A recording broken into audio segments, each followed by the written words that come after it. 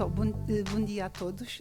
Queria começar por agradecer à professora Helena Monteiro e à Filipa Fisch pelo convite de estar aqui hoje. Eu vou rapidamente introduzir esta temática, mas mais virada para os dados da genómica e obviamente também mais no contexto da investigação. No fim vou falar um bocadinho de um projeto que tem muita relevância ali para a SPMS e ainda bem que a doutora Sandra está aqui porque precisamos realmente de mais ligação. A temática era o que é que se faz com os dados, desculpem lá os slides estão em inglês, mas eu vou fazer a apresentação em português, o que é que fazemos com os dados hoje e o que é que fazemos com os dados no futuro, mais virado para os dados de saúde e ligação à genómica, temos aqui um conjunto de temas que já são explorados, onde já utilizamos os dados. Utilizamos dados de genómica na medicina preventiva. Hoje em dia, nos hospitais, em várias áreas, são pedidos informações genéticas ou genómicas para a prescrição de terapêuticas, para apoio ao diagnóstico de várias patologias, em particular na área da oncologia. Também na questão da medicina preventiva, também já se usa genómica num modelo que é a utilização dos modelos poligénicos de risco, isto é, eu poder usar a informação genética e perceber qual é o risco que uma pessoa tem para desenvolver uma determinada patologia e poder atuar ainda antes da patologia estar presente e instalada. Esta é uma das áreas onde, neste momento, a nível europeu, os projetos e iniciativas na área da genómica, quer seja ao nível da investigação ou ao nível mais ligado da clínica, estão a desenvolver ferramentas e projetos para que isto possa ser uma realidade, podermos usar a genética, mas de uma forma preventiva, quando associada também aos dados de clínicos. Na ligação à questão esta de melhoria da investigação, a agregação dos dados de genética podem ser utilizados e são utilizados hoje em dia, utilizando depois em sua integração com dados que vêm dos registros eletrónicos e também de outros biosinais para desenvolver várias coisas, várias moléculas, por exemplo, na área da farmácia. Eu vou dar aqui alguns exemplos onde é uma realidade a identificação de novas moléculas e a introdução de novas moléculas em estudos de trial já, e como tal não estamos a falar do futuro, estamos a falar do que é que está a acontecer agora. E por isso a utilização de dados de genética ou genómica associada a todos o outro panóplia de dados da saúde já não é futuro, é presente. Agora, e vou dar, por exemplo, aqui um exemplo. Este exemplo é um dos exemplos do projeto da iniciativa 1 Million Genomes. É uma iniciativa que está a ser desenvolvida e patrocinada pela DG Connect. Como tal, vem na área mais da investigação e não via DG Santé, que vem mais na área da prática clínica. E este é um exemplo típico dado do que é que se pode fazer utilizando dados de genética. Nós estamos de alguma forma habituados a ouvir falar de alguns, eu vou tentar ver se isto é ok, de alguns biomarcadores genómicos, como o BRCA1 e o BRCA2, para a identificação de risco de desenvolvimento de câncer da mama. No entanto, há várias pessoas, muitas mulheres, que não têm estes biomarcadores, mas não quer dizer que não tenham uma predisposição no seu genoma para desenvolver câncer da mama. E como tal, a adição destes biomarcadores que já eram conhecidos como grandes biomarcadores de risco, com outros modelos, que é este, por exemplo, o modelo poligénico de risco. Isto é uma realidade, por exemplo, no UK. Há um algoritmo que se chama-se BOADICEA, que faz com o screening de uma grande parte da população e com base no risco, já agora mais global de genética, as mulheres podem ser identificadas com menos risco ou mais risco, independentemente de terem estes biomarcadores de maior severidade, e com base nesta identificação do modelo poligénico de risco, são então, passam a fazer um screening para o câncer da mama, pode ser mais ou menos apertado. E isto faz, muitas vezes, se este risco for realmente muito elevado e o screening for mais apertado, consegue-se identificar pessoas consegue-se identificar mais cedo pessoas que estão em risco de desenvolver o câncer da mama e, eventualmente, identificar os primeiros sinais destas células antes de ser muito invasivo. E aqui, uma vez mais, a genética pode ter outro papel, que é, uma vez que se identifica que é uma pessoa que tem que iniciar uma terapêutica, eu posso usar os dados da genética para otimizar essa terapêutica. Essencialmente para fazer com que o medicamento que vai ser dado àquela pessoa seja um medicamento que lhe produza um menor número de efeitos secundários e que seja o mais eficaz possível. Esta é a área da farmacogenómica, e a área da farmacogenómica é uma área que tem evoluído imenso, e cada vez mais nós sentimos que as farmacêuticas, quando estão a desenvolver novos medicamentos, usam a genética de duas formas, não só para fazer um desenho da população que vai ser usada no clinical trial de uma forma mais apertada e, como tal, ter mais certeza nos efeitos da utilização do medicamento, como depois para que essas informações sejam colocadas nas bulas do medicamento e os clínicos possam usar a informação genética do utente individual para saber se essa terapêutica realmente se adequa àquela pessoa. Esta questão de nós irmos ao médico e de sabermos que um medicamento foi eficaz em 90% da população, 80% da população, é muito interessante, mas quando nós estamos perante um médico na nossa doença, nós não somos 90% da população, nós somos aquela pessoa. E é preciso perceber se para aquela pessoa o medicamento foi realmente eficaz. Por acaso há uns números, há um número em particular que é um bocadinho assustador, e se calhar nós não temos esse número bem presente, mas todos os anos na Europa morrem 200 mil pessoas devido a efeitos secundários de medicamentos. 200 mil pessoas é uma espécie de uma pandemia todos os anos, e nós não temos muitas vezes a noção da dimensão deste número. Agora, o que é que já se consegue fazer com estes dados em termos de futuro? E é o que, neste momento, os projetos, as grandes iniciativas europeias estão a tentar resolver, desenvolvendo infraestruturas computacionais que nos permitam dar resposta a estes desafios, que é agora usar os dados de genética em grande escala, mas para perceber populações, para conseguirmos começar a desenvolver políticas de saúde pública focadas nas características da população. Percebemos se há populações que têm predisposições para determinadas deficiências de micronutrientes e, como tal, por exemplo, serem suplementadas ou serem acompanhadas de uma forma diferente. Perceber se há populações que têm predisposições genéticas para a obesidade e, como tal, fazer uma educação nutricional diferente para determinadas pessoas. Logo, esta da genómica associada à saúde pública é um dos grandes objetivos da iniciativa europeia One Million Genomes. Depois temos coisas que parecem de futurologia, mas não é futurologia, na realidade já está a acontecer e cada vez vão ter mais impacto, como a utilização da tecnologia CRISPR para fazer gene editing e para a definição de terapêuticas mais precisas. Eu às vezes digo que, e vou-vos deixar aqui uma recomendação agora para o Natal, um bom livro para oferecer na altura do Natal, é que da mesma forma que nós estamos a assistir com um impacto muito grande da inteligência artificial nas nossas vidas, e achamos que a inteligência artificial vai ser transformacional, e já está a ser transformacional, eu acho que nós temos pouca noção do que é que está a acontecer com a utilização da tecnologia CRISPR no nosso genoma. É que neste momento o ser humano tem pela primeira vez uma ferramenta que lhe permite mudar na raiz o que é um ser humano, o que é o nosso genoma base.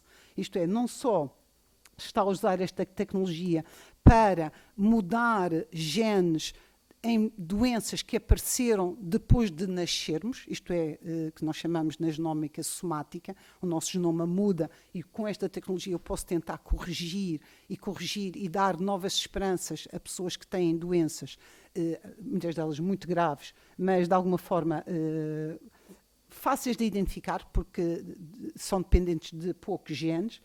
Mas não só já estamos a fazer isto, mas agora o que acontece é que esta tecnologia nos permite desenhar genomas de raiz, desenhar genomas com features, gerar um ser humano diferente. E isto levanta questões éticas enormíssimas para a nossa sociedade. E depois podemos pensar, mas esta tecnologia é muito difícil. Não é. Isto é, nós conseguimos que alunos de mestrado consigam mudar células humanas. Logo, não é uma tecnologia difícil, está cada vez mais eficaz. A inteligência artificial tem ajudado muito na forma a otimizar a forma como esta tecnologia liga-se, pode ser usada para ser mais precisa na alteração do nosso genoma, Mas, quer dizer, às vezes eu digo, ok, a inteligência artificial vai mudar muito o mundo para este ser humano, só que eu não sei, quando nós realmente tivermos inteligência artificial, se vai ser este ser humano que vai estar a interagir com a inteligência artificial. Logo, há duas coisas que estão a correr em simultâneo. Depois, obviamente, como foi falado na palestra anterior da SPMS, todas as questões da interoperabilidade e da colaboração a nível global, isto é, quando começamos a ter bases de dados com dados de genética populacional, não temos só a genética do nosso país. E isto tem sido bastante importante e cada vez é mais relevante na colaboração e política científica, mesmo em questões de colaborações políticas entre diversos países. Tivemos uma situação bastante interessante. Estamos a sequenciar num dos projetos, que é no projeto 1 Million Genomes, percentagens de população europeia em vários países, e a dada altura o governo da Turquia foi falar com o governo da Alemanha, porque se nós selecionarmos de uma forma aleatória as pessoas numa determinada região, não estamos a selecionar só alemães. E como eles têm muitos turcos na Alemanha, a dada altura os alemães têm acesso ao genoma dos turcos. Logo, é muito relevante quando se está a falar de genética populacional, quando temos uma população global que se movimenta no mundo inteiro. Okay. E depois as questões da inteligência artificial ligadas à genética e à genómica, e deixo-vos aqui algum exemplo, e este exemplo eu acho bastante relevante até pela escala temporal. Este paper foi publicado em 2021, é o paper sobre uma ferramenta que é o AlphaFold, e vejam que o primeiro autor é o John Jumper, e o último autor é o Demis Hassabis, e isto é uma ferramenta baseada em inteligência artificial que consegue prever a estrutura de proteínas. Isto é extremamente...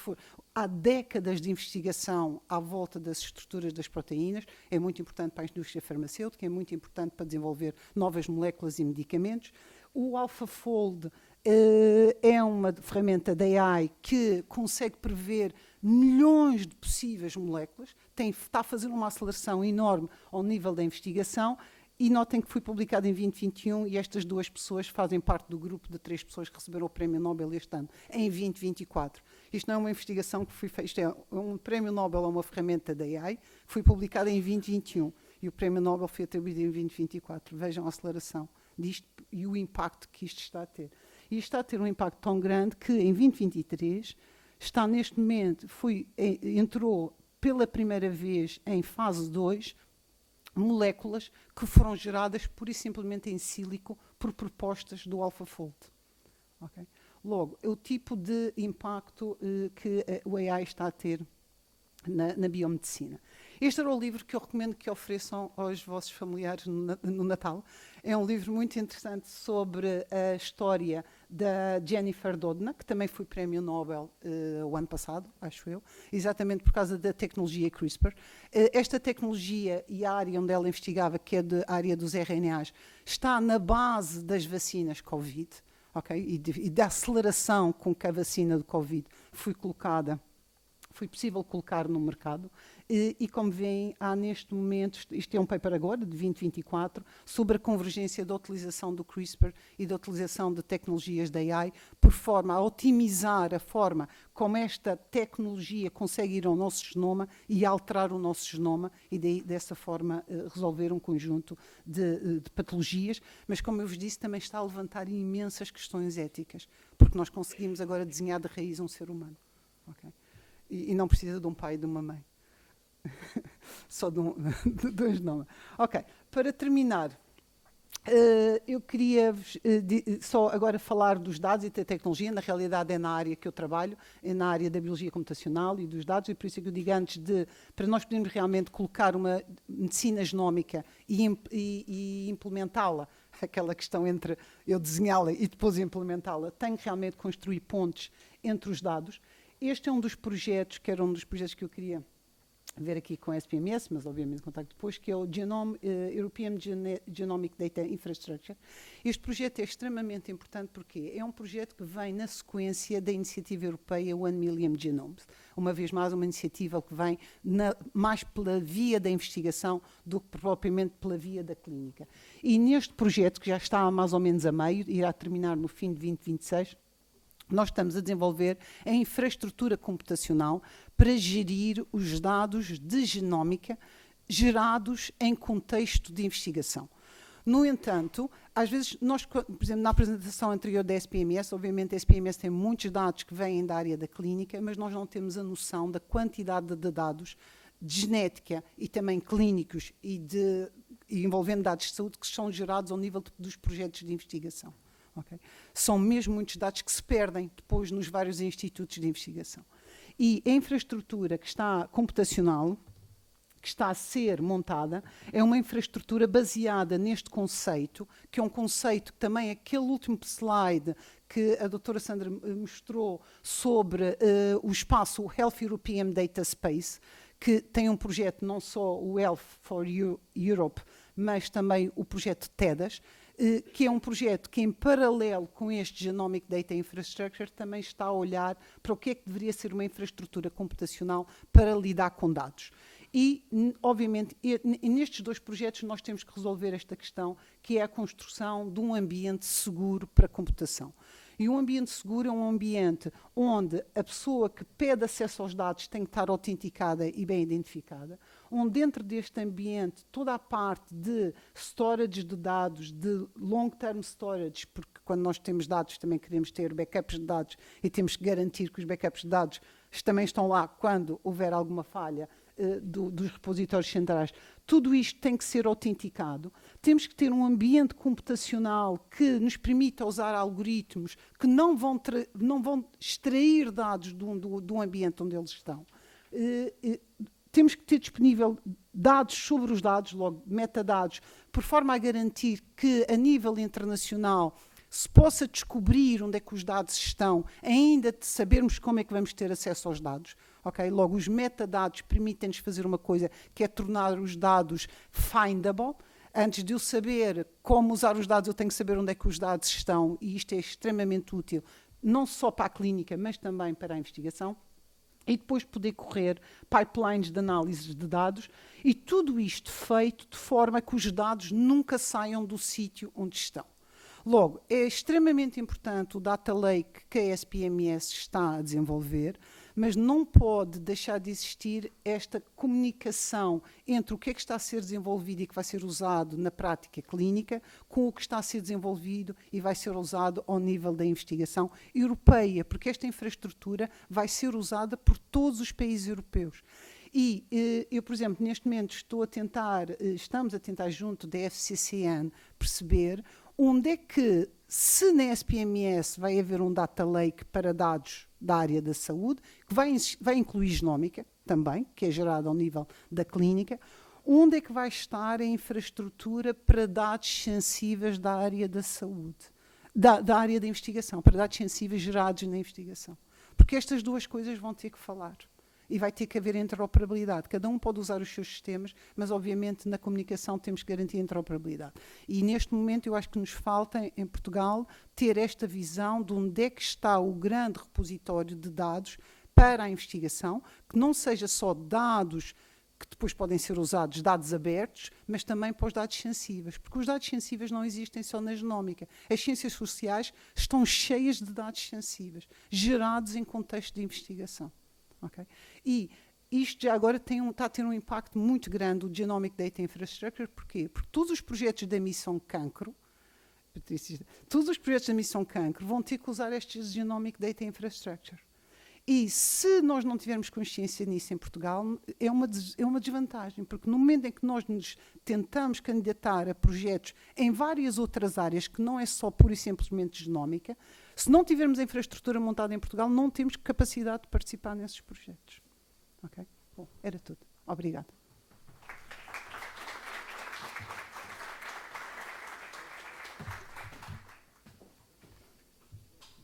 Muito bom dia a todos. Em primeiro lugar, agradeço na pessoa da professora Filipa Fisch o convite para estar aqui hoje em representação da Apifarma. Agradeço também as excelentes palestras que já tivemos a oportunidade de ouvir e que, de facto, eu vou construir sobre elas, porque, de facto, tanto de tão interessante já ouvimos em tão pouco tempo de conferência. Obrigada e um bom dia a todos. De facto, a inovação em saúde e a indústria farmacêutica é um setor muito importante na área da saúde, não só pelos cuidados através do medicamento, mas também é um setor onde a inovação e a investigação está no seu DNA, está na sua essência e, portanto, tão importante também como player nesta área da geração de dados. E, portanto, eu diria, que o impacto dos dados hoje já é incontornável, já é muito importante, mas de facto no futuro vai ser ainda mais. Gostei bastante da analogia que disseram no início, na sessão de abertura. Houve carvão no século XIX, o petróleo no século XX e, de facto, no século XXI, os dados vão ser a revolução. E se Portugal não tem petróleo, pelo menos reservas de petróleo hoje conhecidas, de facto, em dados temos e, pelos vistos, estamos bem posicionados para aproveitar este manancial de riqueza para o futuro. E como estamos no ISCTE, não podia deixar de começar por mostrar, de facto, o setor de saúde é um setor económico importantíssimo no desenvolvimento de um país. Isto é um estudo da McKinsey que foi recentemente publicado e que mostra que, de facto, se olharmos a 2040, o potencial, a utilização dos dados tem um potencial de fazer crescer em 0,5% por ano o crescimento do PIB. Pelas várias dimensões de melhores condições de saúde, uma população mais produtiva e também mortes mais tarde, portanto, pela produtividade da sociedade, pela melhor da saúde da população, através dos dados, podemos, de facto, aumentar o PIB em 0,5 pontos por ano, o que significava um aumento significativo de 1,6 crescimento anual, isto ao nível da sociedade ocidental. E, quando olhamos para Portugal, Portugal é dos países que pode capitalizar mais esse crescimento diferenciado. Ou seja, neste estudo, mostrava que, portanto, Portugal situa-se, digamos assim, nos países que têm mais potencial de crescimento do seu PIB através de de uma saúde mais eficiente. E, portanto, estamos ainda no início do século XXI, eu acho que, de facto, há uma enorme esperança em que Portugal também pode aproveitar esta oportunidade e tornarmos uma sociedade mais rica também através dos dados em saúde. E, portanto, o medicamento é uma área crítica, uma área muito significativa no setor da saúde, e trazia-vos aqui apenas 2 exemplos do quanto o medicamento tem contribuído, de facto, para uma sociedade com mais saúde, mais produtiva e, como tal, uma sociedade mais rica. E trazia-vos aqui 2 exemplos. Na área do HIV, aqui do lado direito, acho que a área do HIV é por todas reconhecida como um exemplo extraordinário do quanto a ciência, em particular o medicamento, contribuiu para a alteração total do paradigma, uma doença que foi conhecida há 30 anos, que começou com um impacto brutal, em que um diagnóstico era uma sentença de morte no curto prazo, e de facto o que vemos aqui é que, a partir do momento em que começou-se a introduzir, de facto, terapêuticas farmacológicas cada vez mais efetivas, o que poderia ter sido uma tendência, isto seria as mortes por milhão de habitantes, ou seja, de facto, o que seria uma tendência passou a baixar significativamente e, neste momento, é uma doença com uma esperança média de vida equivalente ou quase equivalente à população saudável. Portanto, isso, de facto, é um enorme avanço e é algo do nosso tempo de adultos. Portanto, é algo, não é no espaço de um século, foi algo que aconteceu no espaço de 30 anos. Mas se olharmos também para a área da oncologia, isto na área do cancro coloretal, ou seja, também o que vamos vendo, e muito por terapêuticas cada vez mais assertivas, eu diria, a verdade é que também a tendência tem vindo a baixar, e, portanto, a baixar no sentido das mortes por milhão de habitantes ou por milhares de habitantes, e, portanto, de facto, isto é um caminho que se vai construindo e que o objetivo, de facto, é inverter cada vez mais e, quem sabe, a cura. Pouco a pouco já se vai chegando, mas é cada vez mais possível, com os dados, chegar à cura, subpopulação a subpopulação vai-se chegando. E há pouco também a doutora Filipa Fisch mencionava a quantidade imensa de dados em saúde que são geradas no mundo inteiro.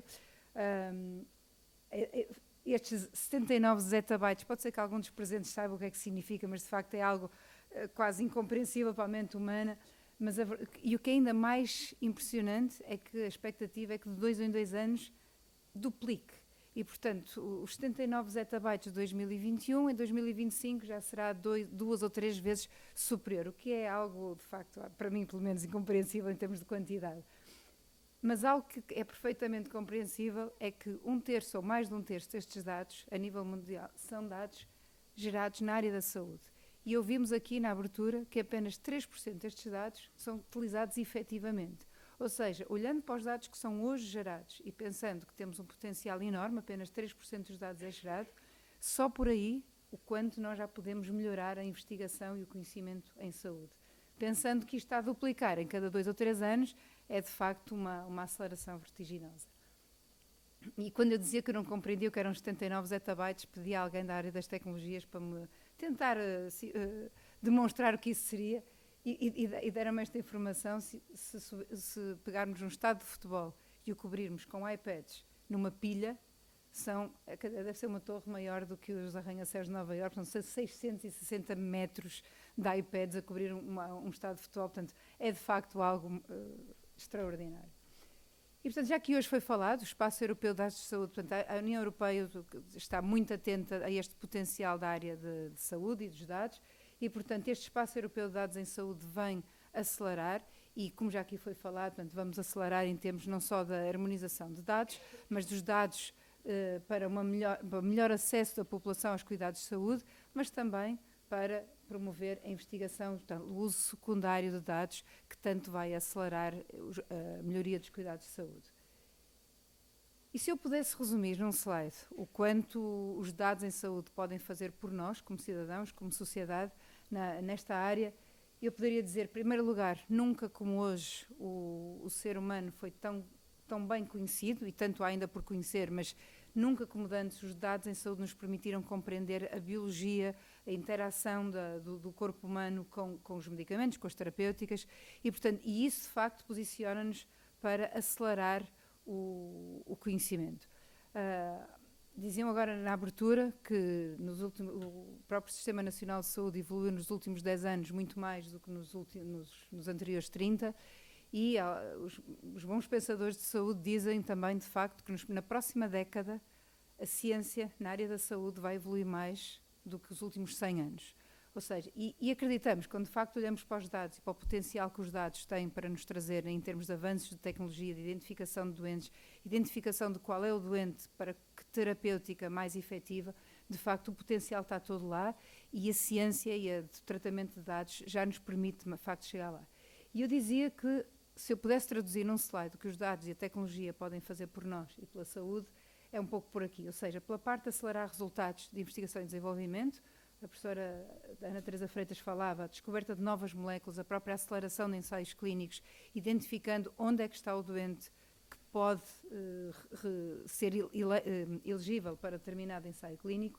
Isto acelera bastante o processo de desenvolvimento de ensaios clínicos, mas também na área de diagnóstico, ou seja, na parte de leitura de imagiologia, é uma área que já está em franco desenvolvimento e que acelera e torna mais efetivo, mais accurate, o diagnóstico da potencial doente, o diagnóstico precoce, já aqui também foi falado, e também a parte de ser capaz de varrer a leitura de milhões de páginas de evidências e sugerir diagnósticos. Isto é uma área que já é presente, como aqui foi falado anteriormente, e que está em franco desenvolvimento.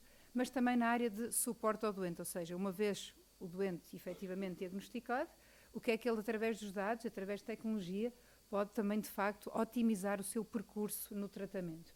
E, por último, e não menos importante, naturalmente, se tudo isto for mais bem feito e se pudermos usar os dados para melhor financiar a saúde, seja em acordos de partilhas de risco, acordos de financiamento por resultados, isso só é possível quando há dados. E temos aqui pessoas presentes que tão bem o sabem, já vamos dando, mas eu acho que aí estamos a dar passos de bebê, mas quem sabe uma criança quando começa a andar também acelera rapidamente e, portanto, acho que também estamos capazes de o acelerar. E, portanto, só dar alguns exemplos do que aqui também já foi falado, ou seja, toda a parte de dados e tecnologia para acelerar a investigação e desenvolvimento. Isto é uma realidade nas grandes empresas de investigação, de facto, as análises de sequências de aminoácidos, proteínas, portanto, o prever interações, não só para minimizar efeitos secundários, mas, de facto, para ajustar a molécula à biologia, à doença em si e acelerar também a eficácia dos novos medicamentos. E uma área muito significativa, isto aqui são dados, portanto, estou aqui em representação da Apifarma, sou diretora-geral da Johnson & Johnson em Portugal, e tentei buscar a informação também de que é que uma empresa que investe 8 bilhões de dólares anualmente em investigação, o que é que também temos em termos de utilização destes dados e tecnologia em investigação.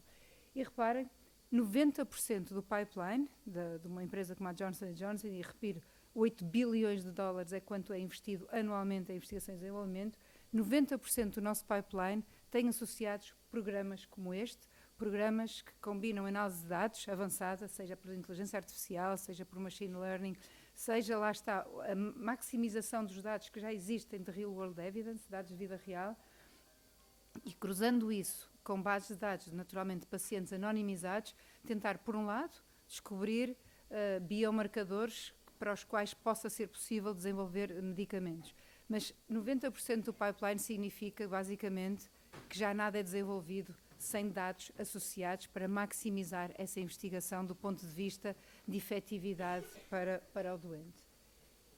E em termos de imagiologia, para aqueles que às vezes dizem é a área da medicina que vai mais rapidamente, digamos assim, automatizar, o olho humano continua a ser de facto importante. Isto é um estudo feito em UK, no NHS, e de facto o que se observou foi que nesta área do cancro da mama, 95% dos diagnósticos com AI estavam corretos, quando 90% apenas com o olho humano detectava 90% dos diagnósticos corretos.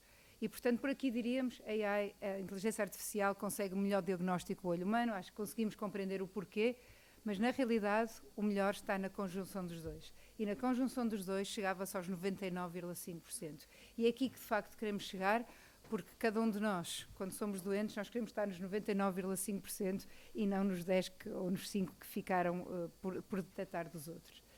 E, portanto, isto é um potencial enorme.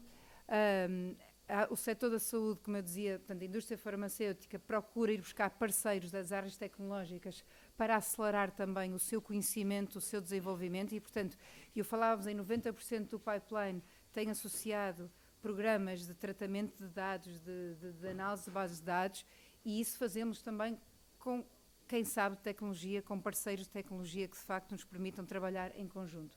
Isto são vários recortes de notícias e desde os players mais tradicionais de empresas de indústria farmacêutica até algumas de tecnologia, como a Philips, como a própria IBM, e cada vez mais começa-se a ver na área da saúde o que seriam players não naturais, digamos assim, mas a verdade é que são players da área dos dados, seja a Microsoft, seja o Google, ou seja, a verdade é que vemos, isto são notícias que saem todos os dias, mas vemos de facto que há um interesse da sociedade na área de dados, na área de farmacêutica, mas em todas as empresas de tecnologia, estas três áreas, tecnologia, saúde e dados, juntam-se cada vez mais para trabalhar em conjunto, para chegar de facto a melhores tratamentos e a melhor, lá está, que permita seguir o percurso do doente para otimizar o tratamento. E portanto o que eu diria é, não só a minimização dos efeitos secundários, com certeza que uma vez doentes, quanto menos efeitos secundários houver, melhor, mas também a maximização da eficiência dos tratamentos de dados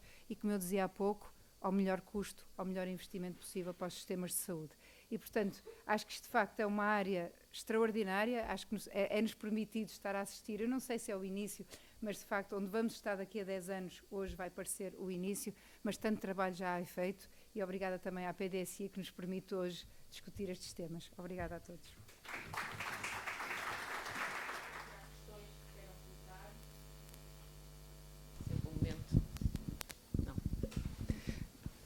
Bom, eu começava por agradecer a ambas, acho que foram excelentes apresentações e falámos dos dados fora do contexto que muitas vezes acabamos de falar dos dados em saúde, de acesso aos registros de saúde eletrónicos, da partilha de dados entre as instituições. E começando aqui pela engenheira Filipa, o que é que vemos na indústria farmacêutica acontecer com a utilização de dados? Eu sei que falaste aqui um bocadinho sobre o que já está a ser feito e o que é que mais isto poderia trazer para Portugal quando olhamos e queremos trazer mais investimento para Portugal? O que é que esta tecnologia podia, por exemplo, tu deste o exemplo de acelerar ou identificar potenciais doentes para ensaios clínicos? Um bocadinho a tua experiência. Falando aqui dos ensaios clínicos e do que é a realidade hoje e daquilo que pode ser mudado amanhã, não depois de amanhã, já amanhã. Ou seja, Portugal tem um potencial enorme, também porque em algumas áreas estamos mais atrasados que alguns países, mas isto é uma área que se pode mudar no curto espaço de tempo, porque os dados existem. E eu fiquei muito entusiasmada em ouvir agora a apresentação da SPMS, que de facto permite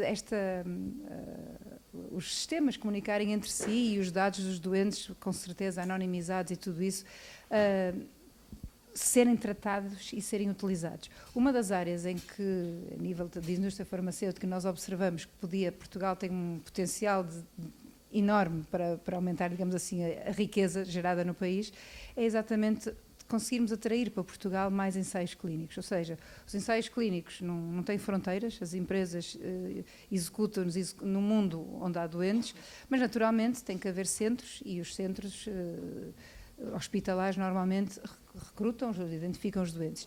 E como eu dizia, não havendo fronteiras, as empresas que são globais fazem os ensaios onde eles são, com certeza, do ponto de vista de qualidade dos dados, são bem tratados. Nós isso temos profissionais de saúde que sabem fazer bem, temos instituições hospitalares que têm as capacidades e as infraestruturas necessárias para fazer bem. Eu diria que isso é o mais difícil, é formar as pessoas e ter a infraestrutura instalada. Isso é o mais difícil e Portugal tem feito.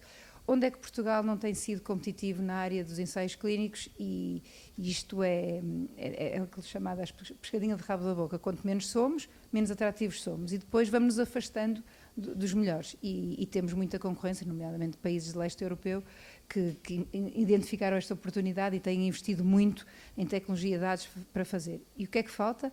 De facto, é conseguirmos, quando temos um ensaio clínico cá, conseguir executá-lo em tempo, nos tempos prometidos, basicamente é cumprir com os tempos que nos propomos, e conseguir identificar doentes elegíveis para esse ensaio que possam ser recrutados, usemos a palavra aqui recrutamento como simplesmente entrada no ensaio clínico.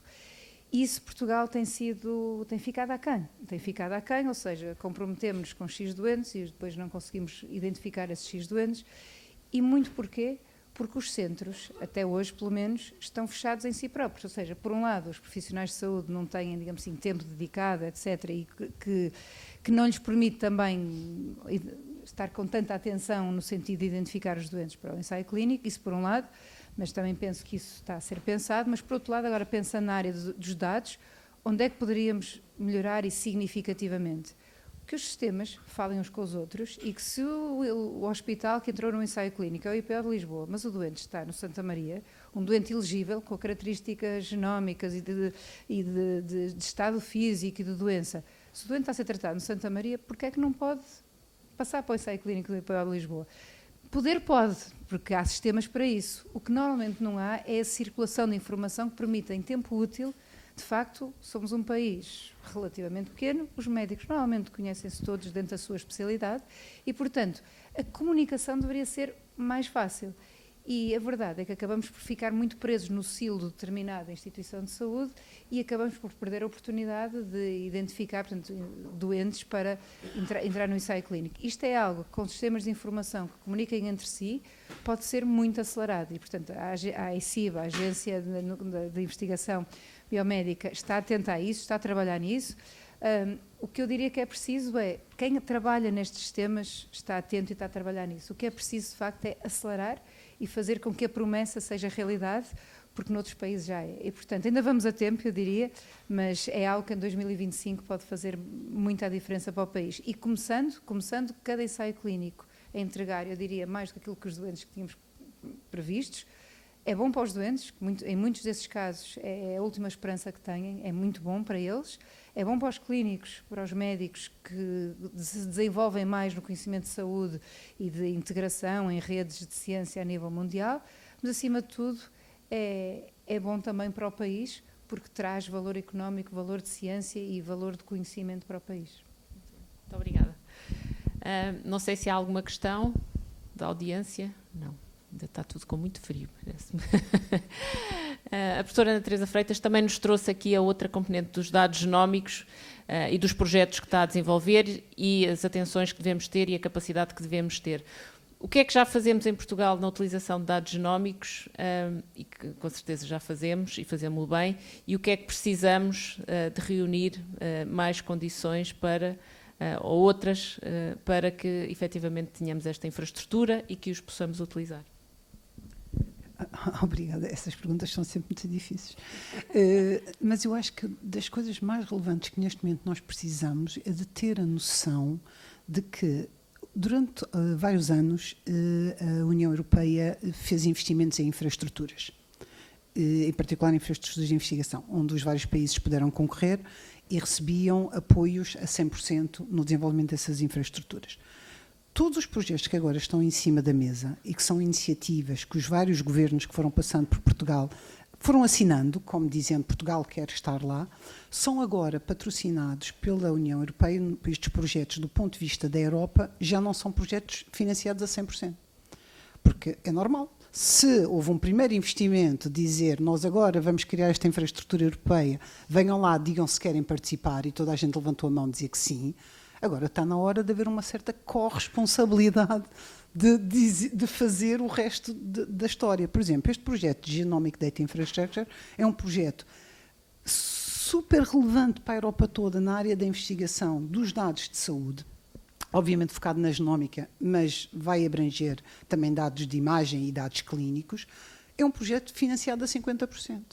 Logo, a pergunta que nós temos que fazer é às nossas instituições nacionais, que é onde é que está a estratégia nacional para as infraestruturas? Porque essa parte é que está a faltar.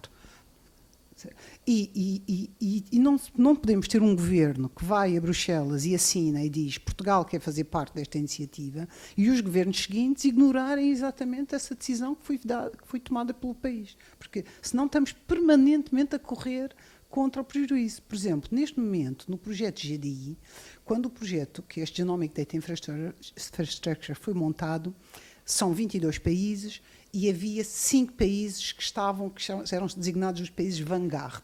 Isto é, são países que já têm as infraestruturas de dados montados, estamos a falar da Finlândia, da Suécia, da Espanha, da Holanda e no UK. Não, o UK não estava bem, era a Estónia que também estava ligada. Estes países são designados de países vanguard, porque têm as infraestruturas para a agregação dos dados. Começamos a montar o projeto e aqui, como a minha colega aqui no painel referiu, Portugal tem o know-how. Portugal tem as pessoas formadas, tem capacidade de, do ponto de vista tecnológico, montar as infraestruturas e estamos neste momento numa situação um bocadinho ridícula, que é, do ponto de vista tecnológico, Portugal já é vanguard, na realidade é o único país que é vanguard sem ser os vanguards. Temos a plataforma do ponto de vista tecnológico todo montado e agora a pergunta que está no ar, que nos vai, obviamente, estamos a tentar que não falhe, mas que pode falhar, que é onde é que está a infraestrutura nacional para colocar isto para o país? Porque isto não é um projeto para o Instituto Superior Técnico, para a Universidade de Aveiro, ou seja lá para quem for. Isto é um projeto nacional. Logo, onde é que está a vontade e as entidades que estiveram no dia 1 a assinar o protocolo que nós deveríamos estar, onde é que elas estão agora? E isto tem que ser uma colaboração muito estreita entre a EFCT e a SPMS, porque estes dados tocam-se.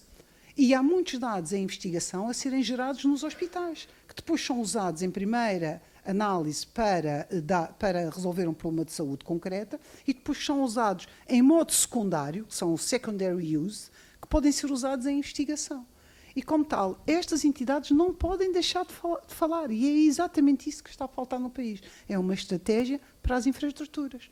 E que perceba que agora não podemos continuar a achar que a Europa vai continuar a financiar a 100% infraestruturas que são uma decisão nossa ter. Muito bem.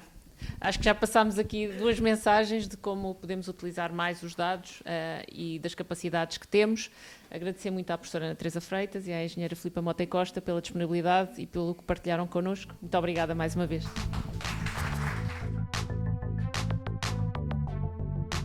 Vem lá o casaco, mas eu ainda estou com um bocadinho de frio. Nós já pedimos para aquecer a sala. Só para dizer. Bem, eu gostava de convidar os colegas de painel, o Rui Ritato Marinho, diretor clínico do Hospital Santa Maria. Eu ainda não o vi na sala. Onde é que ele anda? Então temos aqui um problema logístico. Bem, sobra mais tempo para os demais, o que é uma vantagem competitiva com o Dr. Gonçalo Envia, adjunto da Direção Clínica da ULS do Amadora Sintra, Sofia Couto da Rocha, Chief Innovation Officer das Lusíadas Saúde, Olívia Oliveira, CEO da Promptly. Olívia, seja bem-vinda. E a Marta Passadouro, eu sou bem disléxico, então o seu IETL para mim é sempre um problema em 9 estágios. Bem, temos pouco tempo. Vem substituir o Dr. Tan. Mas não está aqui na minha lista. Ótimo, então pronto, então ainda melhor. Junte-se a nós. E de onde vem? Medtronic. Muito bem, então foi falha minha. que não tenho a versão mais atual. Eu sou um péssimo moderador. Mas estou em progresso. Estou a fazer um upgrade. Em 2025 vou estar muito melhor. Está tudo muito melhor em 2025. Bem, então, nós temos mais ou menos 50 minutos. Eu pedia-vos quem tem slides e quem não tem, só para eu saber. Temos todos slides. Então, vamos se calhar seguir aqui um bocadinho a ordem do programa, porque assumo que os slides podem estar arrumados na ordem do programa. E pedi ao Gonçalo, se calhar 7, 8 minutos no máximo, Gonçalo, que é para depois termos tempo para discutir.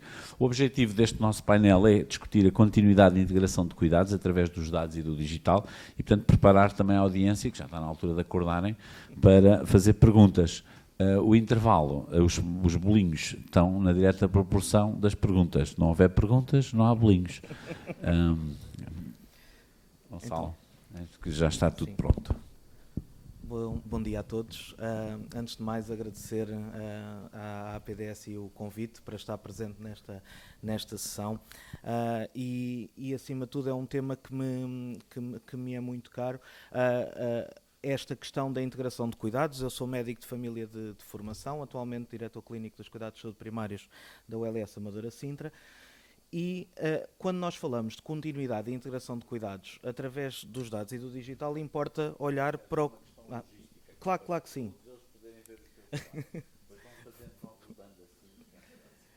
Importa, acima de tudo, quando falamos de integração de cuidados, percebermos exatamente do que é que estamos a falar.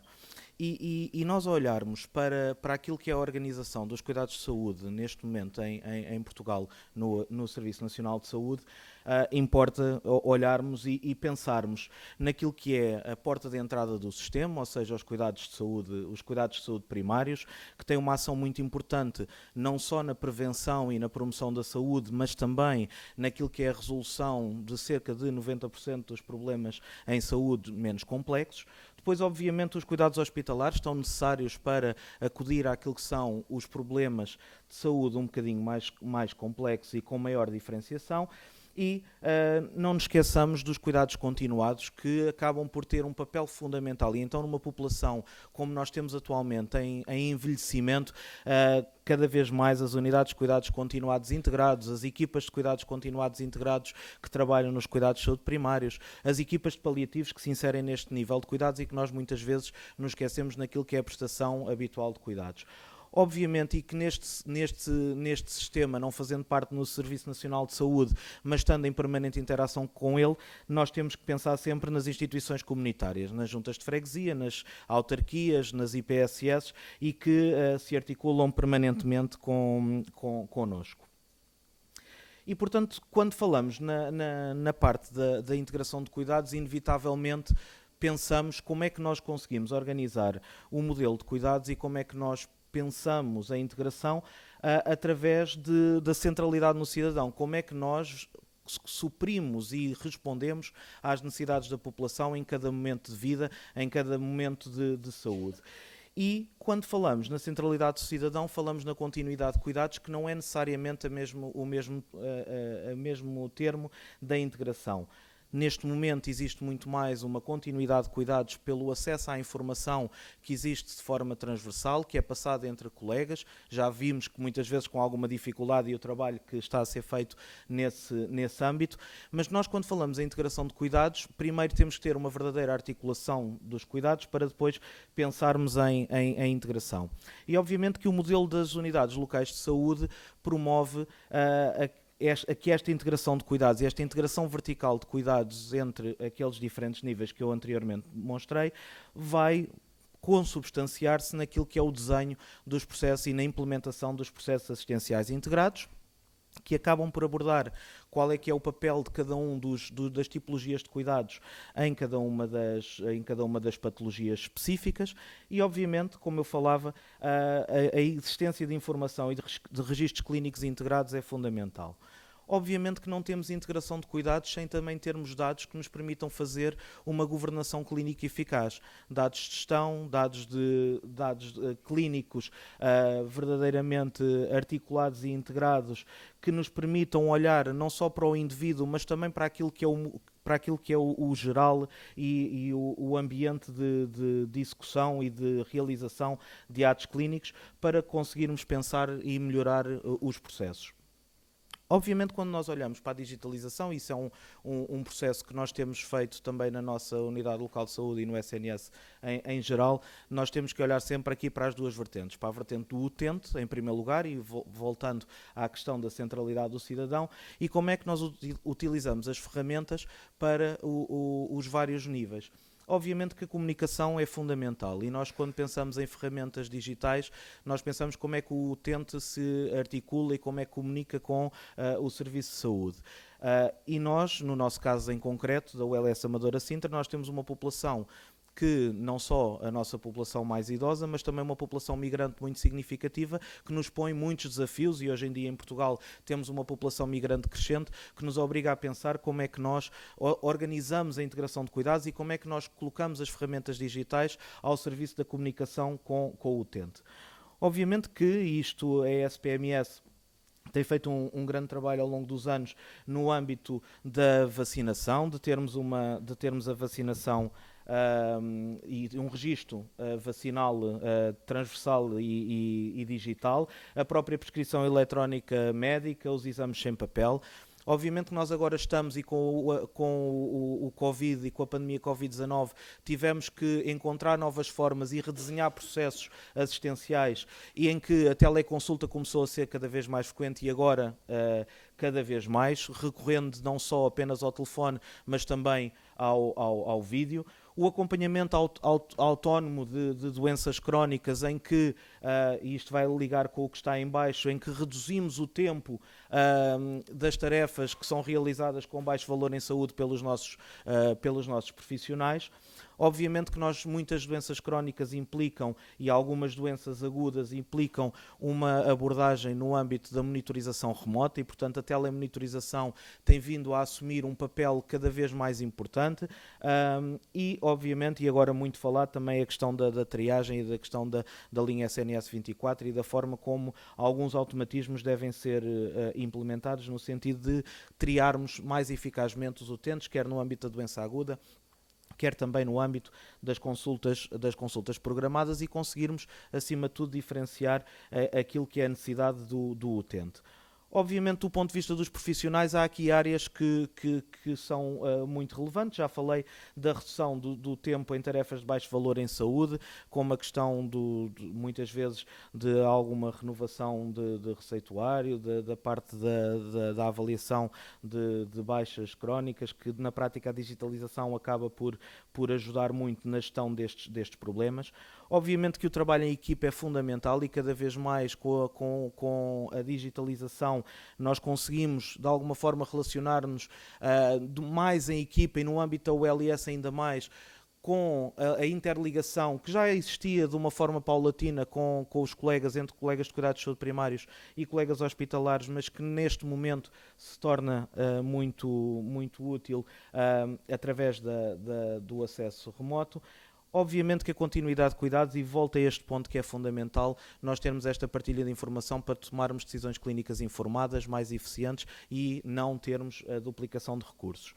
Um ponto que nós muitas vezes nos esquecemos, mas que também é fundamental, é também a parte da formação, quer na formação pré-graduada, quer na formação pós-graduada, quer o acesso aos dados de uma forma estruturada, quer a digitalização acaba por nos ajudar bastante. E obviamente, quando nós falamos em dados, nós temos, como já aqui foi dito, nós temos um manancial de dados, temos um data lake que está a ser criado, temos uma série de informação que é recolhida diariamente, mas efetivamente esses dados muitas vezes não se traduzem em informação real para nós tomarmos decisões sobre aquilo que é o nosso processo assistencial. E esse é um trabalho que temos todos que fazer em conjunto para garantir que efetivamente todos os dados que são produzidos e os milhões de registros que são feitos diariamente se transformam em informação. E portanto nós precisamos de estruturar estes dados porque nós só conseguimos efetivamente prestar melhores cuidados e mais eficientes se tivermos uma governação clínica e uma gestão mais eficazes, quer na gestão da doença crónica, e nós temos neste momento áreas muito críticas, nomeadamente a insuficiência cardíaca, o HIV, a tuberculose, temos diabetes, DPOC, portanto são áreas que são necessariamente... Okay, eu vou acelerar. E que temos que abordar. A própria segurança do utente, e isto é algo que implica, nomeadamente nas interações medicamentosas, os processos de melhoria contínua da qualidade, os grandes utilizadores, quer no âmbito dos serviços de urgência, quer no âmbito dos cuidados de saúde primários, algumas patologias específicas e, acima de tudo, quais é que são os grandes desafios que nos pomos hoje em dia.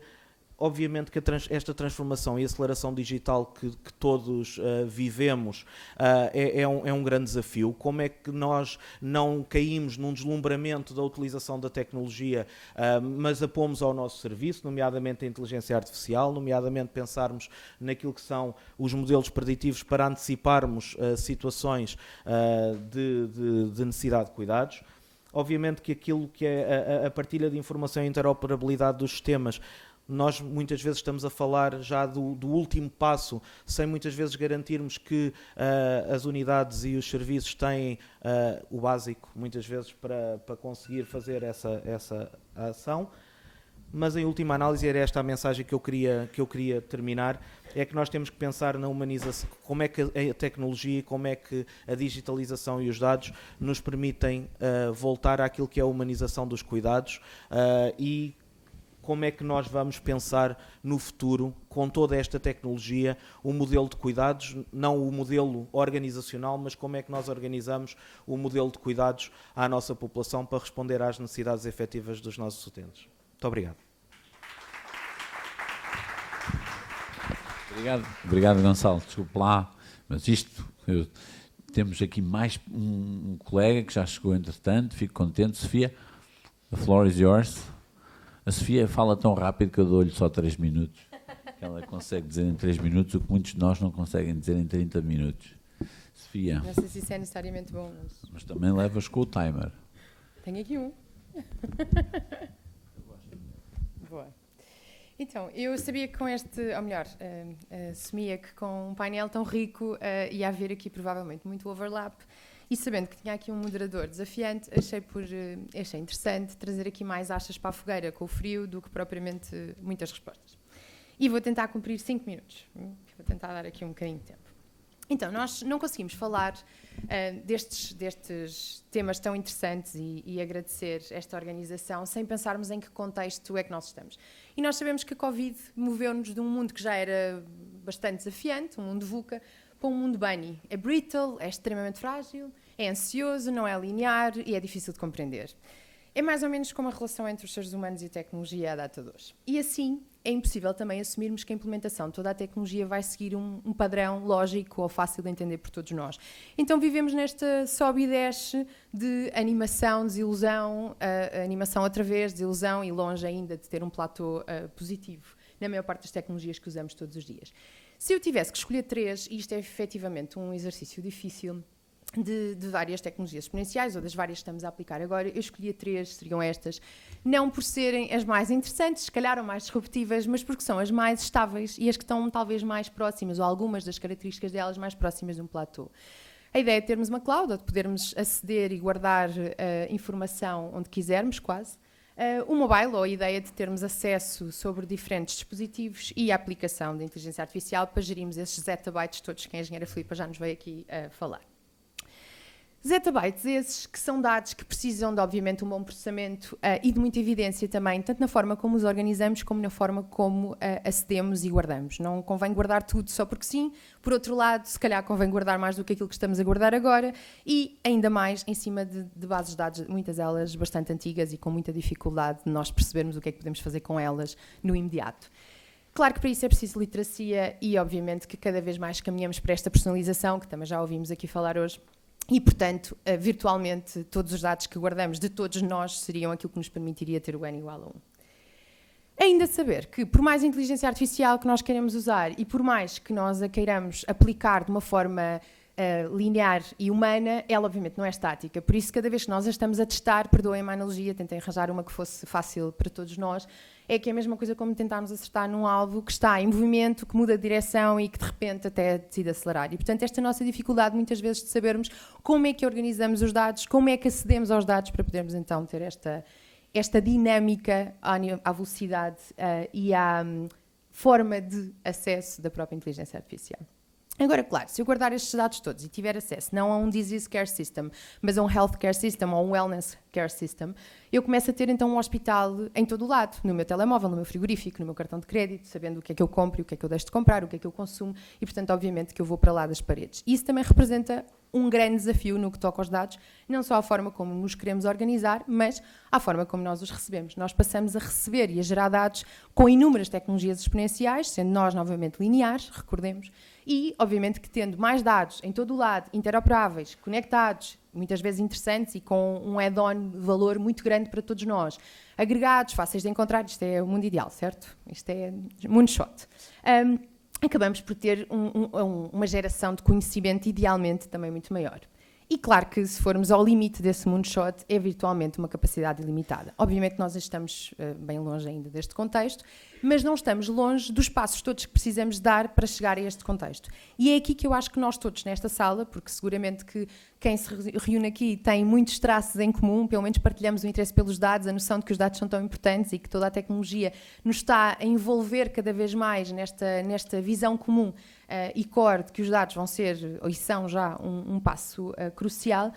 É preciso percebermos que eles vêm não só dos sítios óbvios, mas também, e muitas vezes, daqueles que são menos óbvios, mas tão ou mais importantes. E que, se eu tiver esta capacidade de gerar todas estas entry doors, não é? Todas estas portas de entrada, todas estas locais de segmentação e de troca de dados, de forma em tempo real ou de forma mais útil, eu conseguia fugir destas disease care cities para, eventualmente, umas health care cities, que seria umas cidades preferencialmente de futuro. Agora, porquê que este modelo pode ser tão interessante também para o atual? Porque provavelmente se eu tivesse esta capacidade de ter real-time information, não é, de a conectar, provavelmente respondia muito mais facilmente àquilo que são os grandes desafios do agora, seja, por exemplo, um AVC em plena rua ou um engasgamento, e eu saber que o tempo é não só células, por exemplo, de um cérebro, ou vida. E, portanto, esta noção de que mais do que os sensores que já estão aplicados, os sítios de colheita de dados, podiam estar interconectados e potenciar uma resposta muito mais rápida é um desafio. Nós trabalhamos, obviamente, à nossa dimensão, ou seja, num ecossistema de Lusíadas. Um dos desafios tem sido este, é como é que eu ponho inteligência em tempo real. E esse é, talvez, um core que eu acredito que nos próximos meses, anos, conseguiremos dar resposta em algumas áreas. Se eu trouxesse o futuro para hoje e talvez tivesse que resumir, mais uma vez escolher onde é que nos próximos 2 anos estaríamos a gerar efetivamente valor e disrupção quando os dados começam a gerar esse mesmo, a estar no centro de tudo, seria claramente na medicina personalizada ou na medicina de precisão, como lhe quiserem chamar, na telemonitorização e na capacidade de ter estes dados a virem de sítios onde normalmente eu não tenho colheita de dados clínicos, não é? Seja lá está novamente o meu frigorífico, seja a minha porta de casa ou o espelho para onde eu olho todos os dias, ou como muitas vezes os doentes dizem, eu ponho estes medicamentos ou ponho estes suplementos ao lado da escova de dentes porque é onde eu vou todos os dias, garantidamente, a horas fixas. Aí está. Que isto sejam pontos de colheita e pontos de partilha de dados e de informação interessante. Assistentes virtuais que nos podem ser mais exacerbados no nosso dia-a-dia ou de forma até controlada e inteligente. Pensarmos como é que o valor e como é que vamos definir valor nesta perspectiva de saúde. As tecnologias exponenciais que nos permitem sair um bocadinho da nossa linearidade no que gera impacto. 1 minuto, certo? É o meu último slide.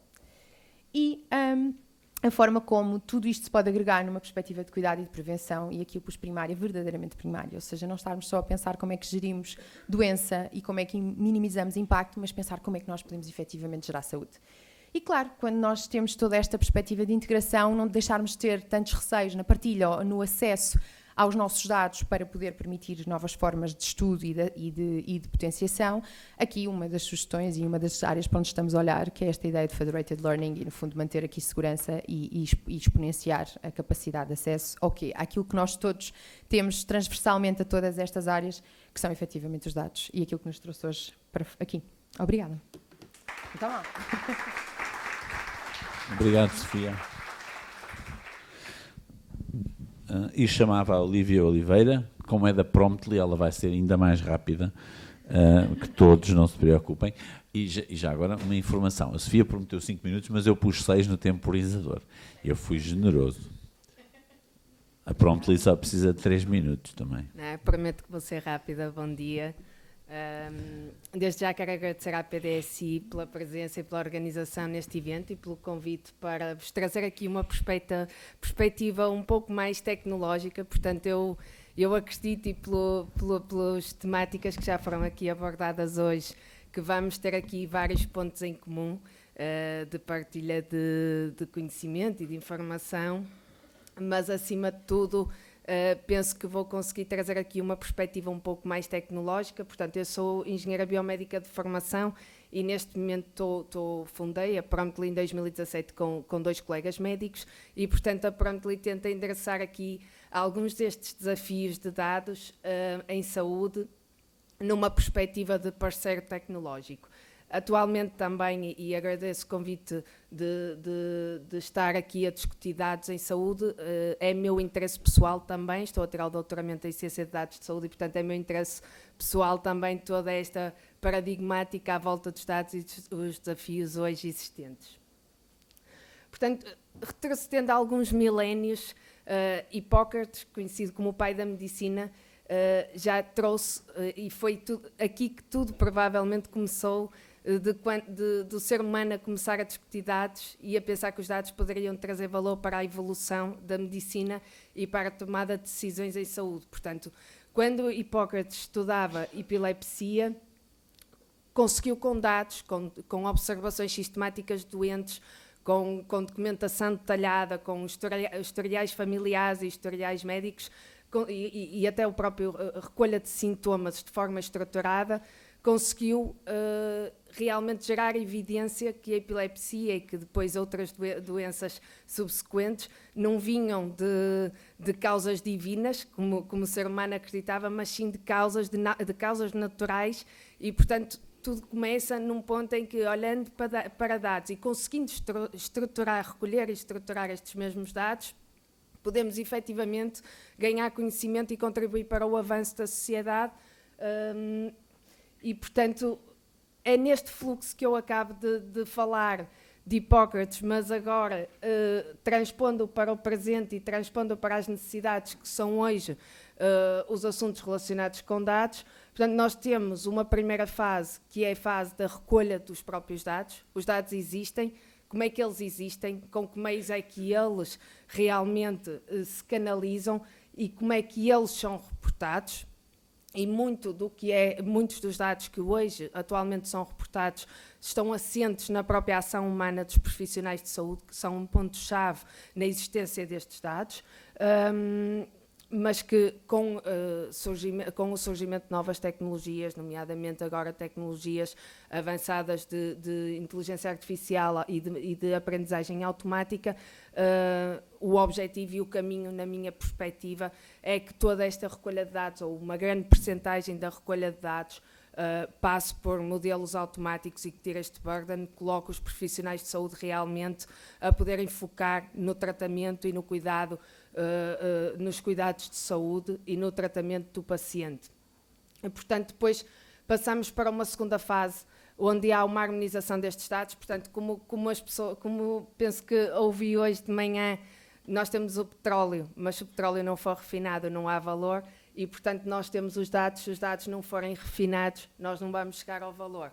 E, portanto, é fundamental que nesta camada intermédia de harmonização que se usem standards para que haja qualidade dos dados, para que haja segurança nos próprios dados, no acesso aos dados e no próprio armazenamento dos dados, e que haja realmente uma estruturação destes dados para comunicarem entre si, que façam sentido e que este sentido signifique o mesmo em diferentes instituições de saúde, para que, no fim, possamos gerar valor através da análise de dados. Portanto, o grande foco hoje da Promptly, como a empresa tecnológica, está nesta camada intermédia de harmonização, portanto, criar a infraestrutura de dados e colocar os dados, portanto, processar dados de acordo com estándares internacionais, para que os dados tenham altos níveis de qualidade, altos níveis de interoperabilidade e entre sistemas de saúde, e que possam gerar valor para depois diferentes players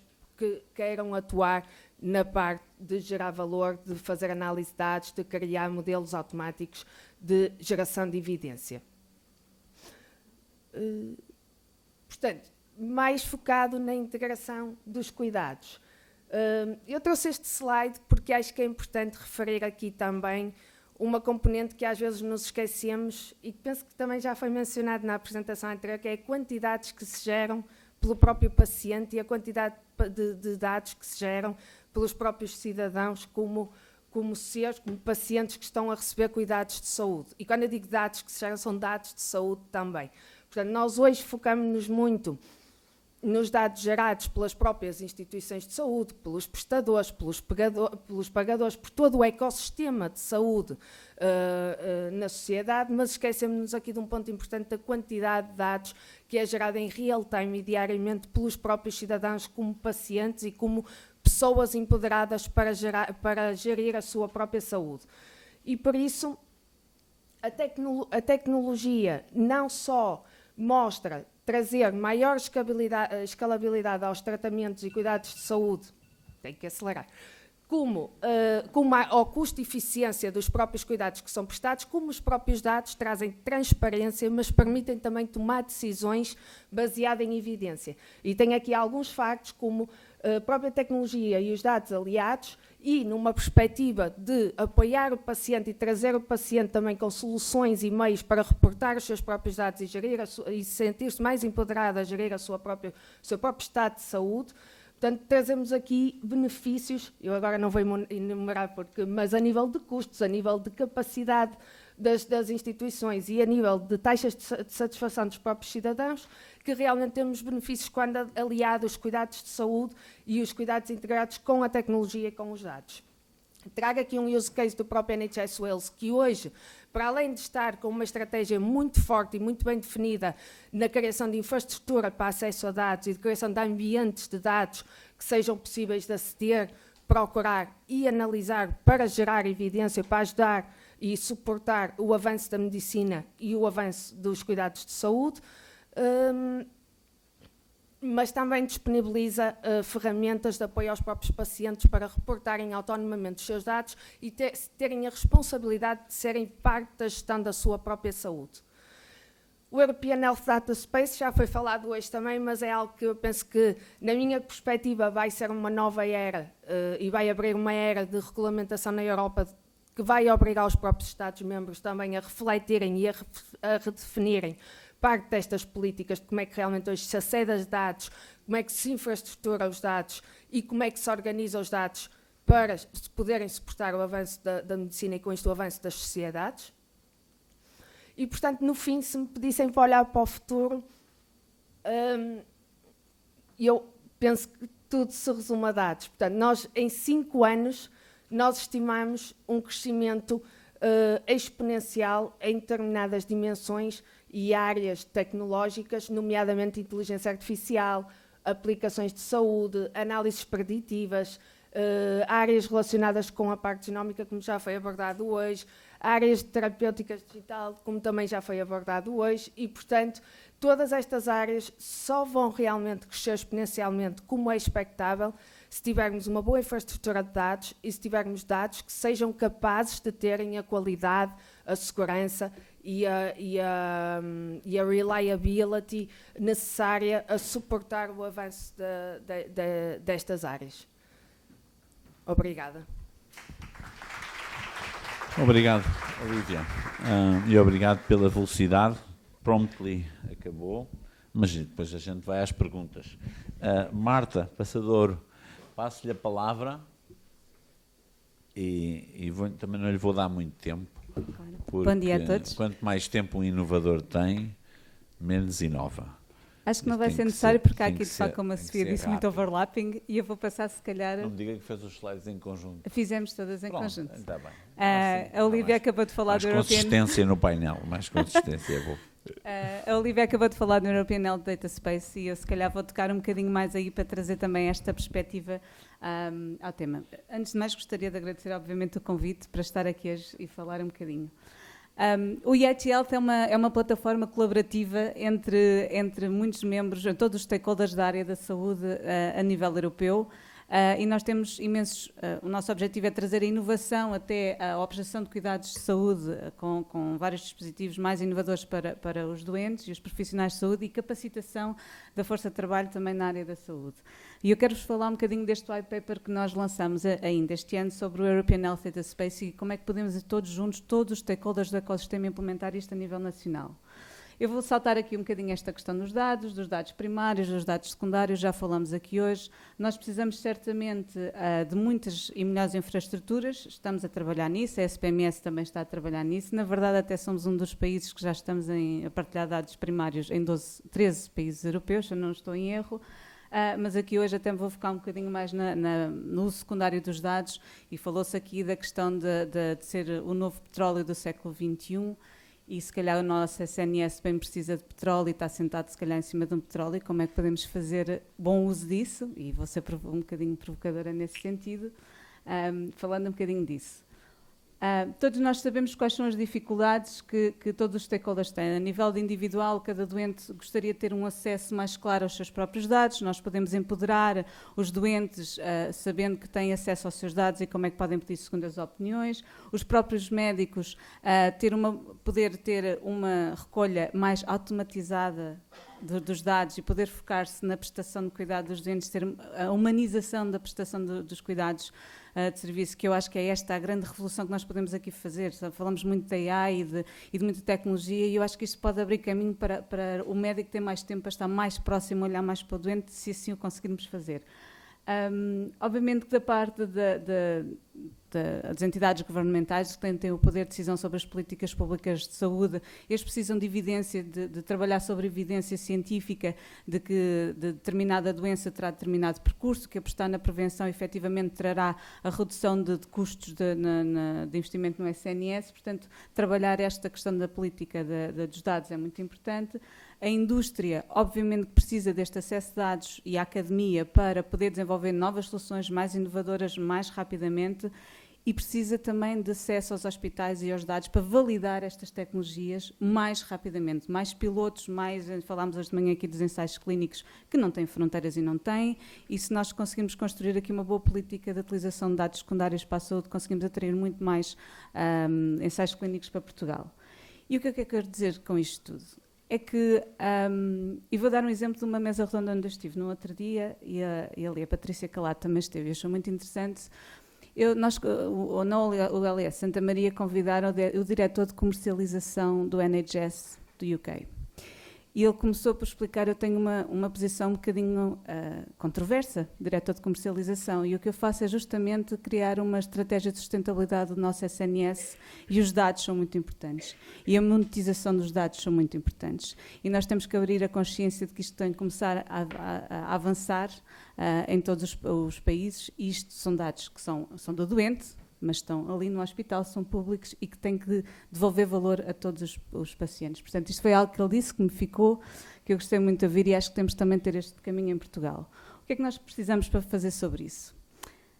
E se calhar é esta perspectiva que eu trago. Nós temos que criar, já as infraestruturas já vão sendo feitas, toda a gente alerta para este problema, nós temos é criar um modelo de governabilidade ou governação dos dados em saúde.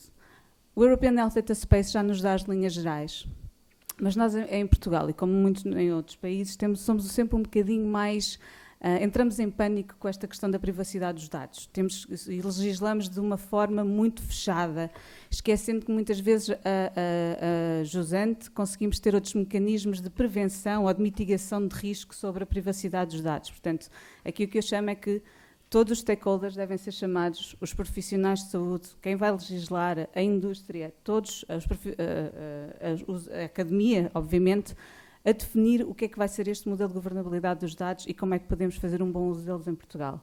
E é isto, principalmente, que eu quero trazer aqui, este desafio de como é que o podemos fazer todos juntos, porque não pode ser só isto fechado dentro dos gabinetes do Ministério a ser definido, temos todos que nos envolver e com plataformas como o EIT Health, que traz a perspectiva europeia do que anda a ser feito nos outros territórios, como é que todos juntos podemos trabalhar.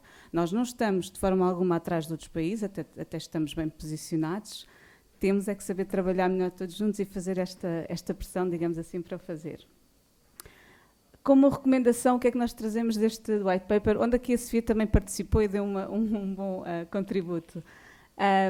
Obviamente que o que é aqui importante, falei da questão da infraestrutura, o data management, que é o que eu acabei de dizer, mas a questão da literacia. Temos todos de capacitar tanto os profissionais de saúde como os doentes, os administradores hospitalares, todas as pessoas que trabalham na área da saúde, para perceber o que é o real uso dos dados primários e dos dados secundários da saúde e o que é que isto pode trazer de aportar de valor e de riscos, obviamente, também para a sociedade. E a última frase, o que eu queria trazer aqui é outra vez este desafio de, acho que nos temos que juntar todos e, como diz as guidelines europeias do European Health Data Space, é suposto criar uma agência nacional em cada um dos países para conseguir implementar o European Health Data Space, que esta agência nacional consiga trazer todos os stakeholders do pipeline e não só, obviamente tem que ser liderado pelos ministérios, trazer a SPMS, a CSS, todas essas entidades, mas trazer a voz dos doentes, a voz dos profissionais de saúde, a voz da indústria, a voz da academia, todos a trabalhar juntos. E, obviamente, todos juntos criamos mais programas de literacia em saúde. E obrigada, Henrique, acho que consegui.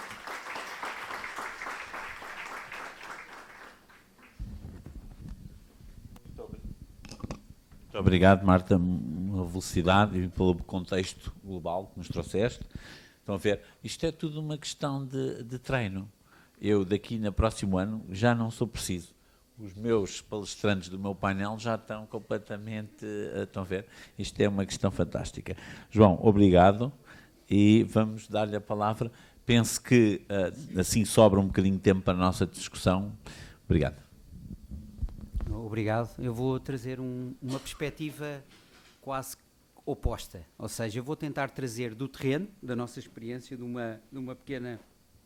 conjunto de exemplos que temos e tentar ver como é que conseguimos materializar este ecossistema de inteligência em tempo real, como a Sofia estava a dizer, com pequenos exemplos e de trazer daqui algumas das nossas lições que temos apanhado. A Medtronic é uma empresa mundial de dispositivos médicos. Eu trouxe um exemplo não tão centrado nos dispositivos, mas numa plataforma que temos para continuidade de cuidados fora do hospital. Há 2 anos, também agradecendo o convite mais uma vez para vir aqui, apresentei uma primeira perspectiva do que podíamos fazer. Hoje trago parte do que já fizemos nessa mesma perspectiva. O GetReady é uma plataforma que nós temos de seguimento dos doentes fora do hospital, e que visa basicamente ter esta capacidade de, ao dar continuidade aos cuidados, obter ganhos de eficiência, obter melhores outcomes e obter esta continuidade de medição de PROMs e, acima de tudo, de alertas. Portanto, esta noção, aquilo que a Sofia estava há bocadinho a falar, de como é que nós, quando o doente vai buscar vai lavar os dentes e agarra os comprimidos, ter aqui capacidade de interagir e comunicar de forma contínua com os doentes, de forma a gerar estes alertas, de forma a promover literacia, de forma a ajudar os hospitais a gerir a lista de espera. É um bocadinho esta continuidade e estes exemplos. A tecnologia não é rocket science aqui. Aqui o segredo é efetivamente esta necessidade de interoperar diferentes dados, mas mais do que tudo e mais difícil, interoperar diferentes pessoas, entre profissionais, gestores do hospital e doentes ou utentes. No nosso caso, sendo a Medtronic uma empresa muito ligada à cardiologia, à cirurgia, aos diabetes, às neurociências, estamos a falar normalmente de processos e a plataforma está centrada neste momento em processos hospitalares e então o que tentamos é, com esta plataforma, ajudar o doente ao longo deste percurso clínico. Estamos a falar de uma ferramenta que simplesmente permite comunicar, permite monitorizar a situação do doente e a condição clínica do doente e permite algo que também acabámos de ouvir falar, de apoiar literacia em saúde, não só do doente, como também dos familiares do doente. É uma experiência que tivemos, face a muitas outras que temos no mundo e que agarrámos muito aqui e que temos vindo também a promover, que é o facto de, através destas ferramentas, os familiares e os cuidadores poderem saber o que perguntar aos seus familiares e poderem ajudá-los na gestão da sua doença. Foi algo que nós viemos e que tivemos uma aprendizagem muito grande da implementação de ferramentas deste tipo. Do lado do hospital, é uma ferramenta que permite seguir os doentes, é uma ferramenta que permite comunicar, trazer flexibilidade na customização dos protocolos, nos protocolos hospitalares. Portanto, o que nós colocamos na ferramenta é o que o hospital faz e não algo que nós trazemos, sendo que nós, para acelerar este processo, temos a vantagem de conhecendo bem as doenças e sabendo pelos dispositivos o que é que normalmente ocorre no percurso clínico em que fase entramos, conseguimos dar este apoio. E, por fim, algo que nos prende a todos hoje aqui, o tema dos dados. Toda esta ferramenta vem por trás com um mecanismo de interoperabilidade, por defeito, que nós temos, chamado Cortex, e essa ferramenta permite interoperar. Permite interoperar ou diretamente ou através de extração de dados. Muitas vezes o que os profissionais à data de hoje ainda nos pedem é: vocês conseguem no final dar-nos os dados numa ferramenta para poderem investigar, e não tanto. O que nós estamos a promover em alguns projetos, em que estamos a falar de data lakes e coisas deste tipo, estamos a desenvolver com a APDP no caso dos diabetes, e em que efetivamente ali o objetivo é criar já de origem uma extração destes dados, juntamente com dados do processo clínico e com outros que permitam de raiz fazer este estudo, e portanto a integração aqui está de natureza de raiz nos projetos. Estas são várias das patologias onde nós estamos. Nós, como Medtronic, estamos presentes em cerca de 70 patologias e temos esta ferramenta disponível para todas estas patologias de origem. Isto é onde estamos em todo o mundo e onde estamos a fazer, e eu diria, e as diversas patologias onde estamos, e eu hoje, efetivamente, e todo este caminho para trazer o que é que nós temos à data de hoje.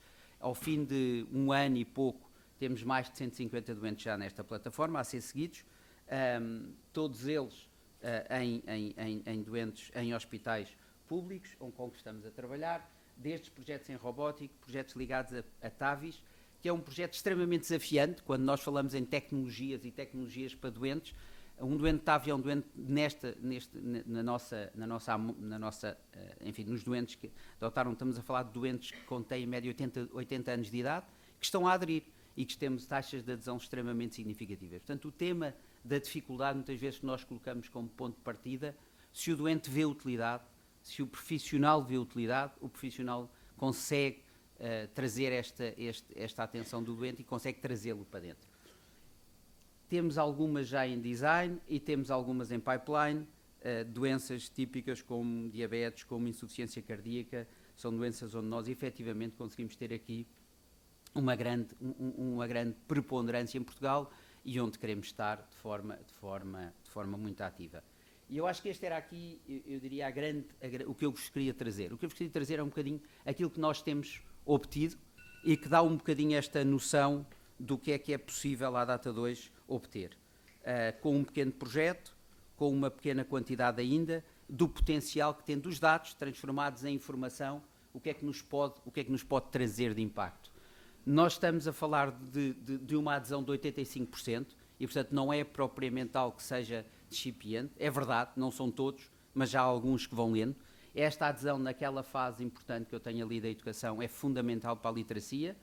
Estamos a falar de gerir doentes numa lista de espera, doentes cuja condição se vai degradando e que já tivemos casos em que esta condição foi dado o alerta, o doente foi chamado e foi feita a intervenção, possivelmente salvando vidas, mas pelo menos salvando vidas à urgência em situações muito complicadas.